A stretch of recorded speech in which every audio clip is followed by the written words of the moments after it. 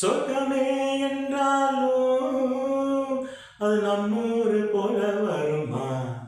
அட என் நாடு என்றாலும் அது நம் நாட்டு கீழாகுமா?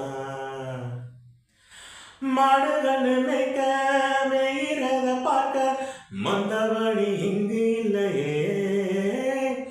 ஆடுபுலி ஆட்டம் போட்டு விளையாட அரச மர மேடை இல்லையே. கால ரெண்டு பூட்டி கட்ட வண்டி ஓட்டி கானம் பாட வழி இல்லையே.